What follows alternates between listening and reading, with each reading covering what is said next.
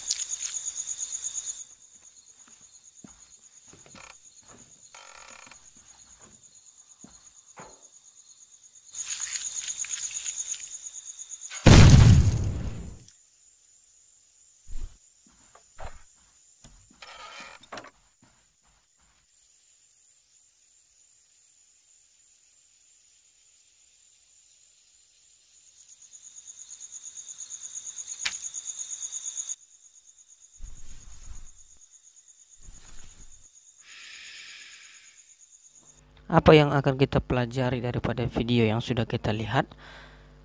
Untuk tema kita adalah mengenai kasih. Bagaimana kasih itu seharusnya kita tunjukkan kepada banyak orang, tunjukkan kepada teman kita, tunjukkan kepada orang tua kita, tunjukkan kepada tetangga kita, bahkan mungkin adik kita, kakak kita. Nah, kita melihat di dalam video ini bahwa seorang kurcaci ini tadi awalnya adalah memberikan pertolongan kepada si ulat, berupa dia memotong daun-daun untuk menjadi makanan si ulat. Ketika si ulat berusaha untuk menggapai daun itu, namun dia tidak sampai, dan si kurcaci ini melihat bahwa dia membutuhkan pertolongan, sehingga dia memberikan pertolongan melalui dia memotong daun-daun itu dan meletakkannya di dekat si ulat itu. Nah, namun ada di bagian yang kedua yang kita pelajari. Ketika si kurcaci ini mau tidur dan istirahat, mungkin dia sudah capek ya sepanjang hari kerja dan dia mau istirahat. Nah, dia terganggu dengan suara kunyahan si ulat ini sehingga dia tidak bisa tidur. Hanya suara kecil yang membuat dia tidak bisa tidur. Nah, hanya suara kecil, suara kunyahan si ulat memotong daun. Dia tidak bisa tidur, hanya seperti itu. Nah, tetapi apa respon daripada si kurcaci ini terhadap si ulat?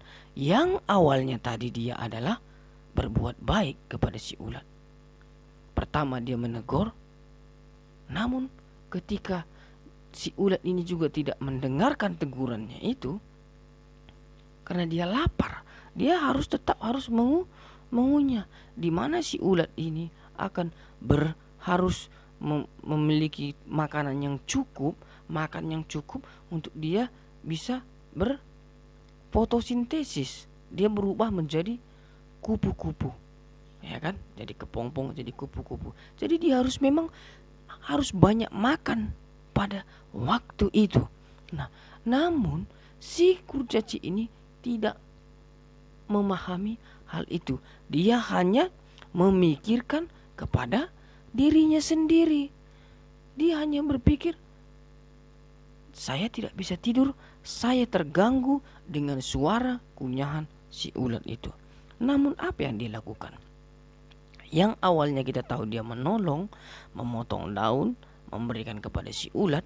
Namun yang kita lihat di terakhir video adalah dia melukai si ulat itu.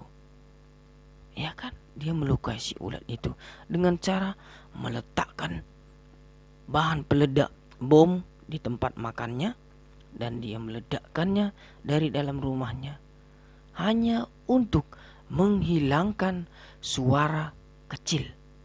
Hanya untuk menghilangkan suara kecil yang mengganggu dia. Nah, pada situasi yang berbeda kita lihat bagaimana kasih itu jangan pura-pura.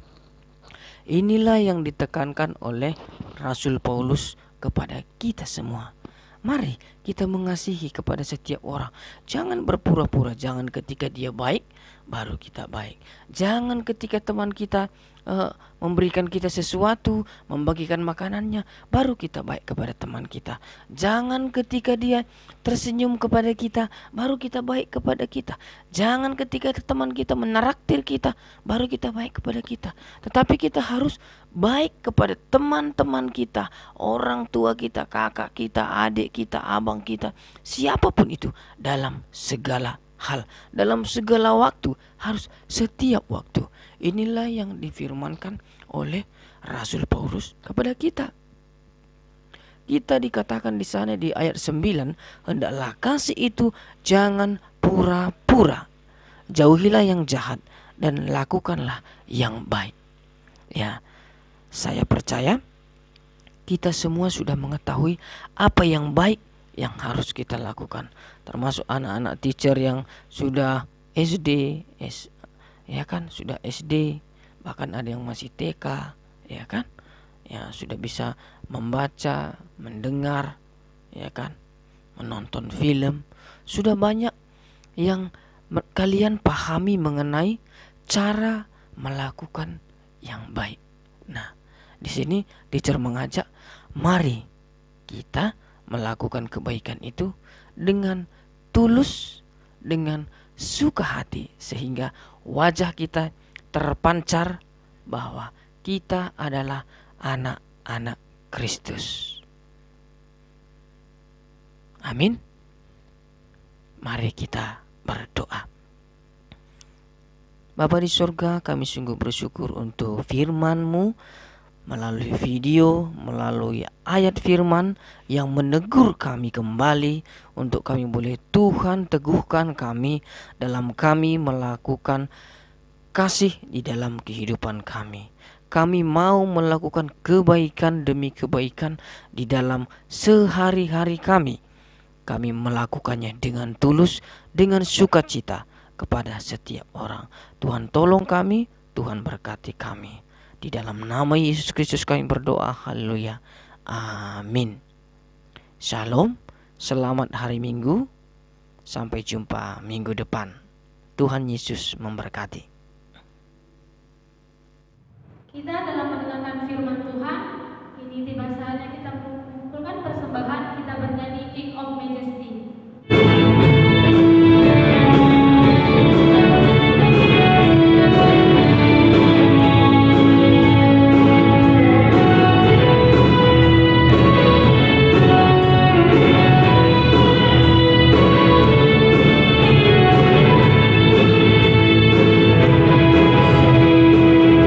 You know that I love you.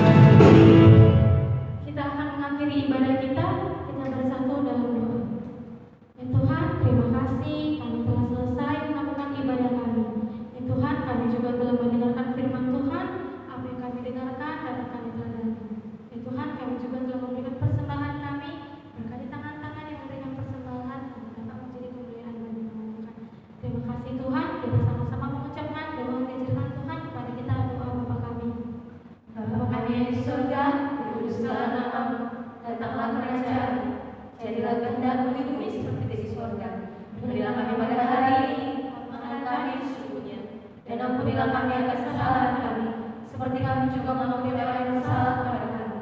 Dan janganlah membawa kami dalam pencobaan, tetapi lepaskanlah kami dari badai jahat. Karena Engkau yang punya kerajaan, dan kuasa, dan kemuliaan sampai selama-lamanya. Amin. Ya.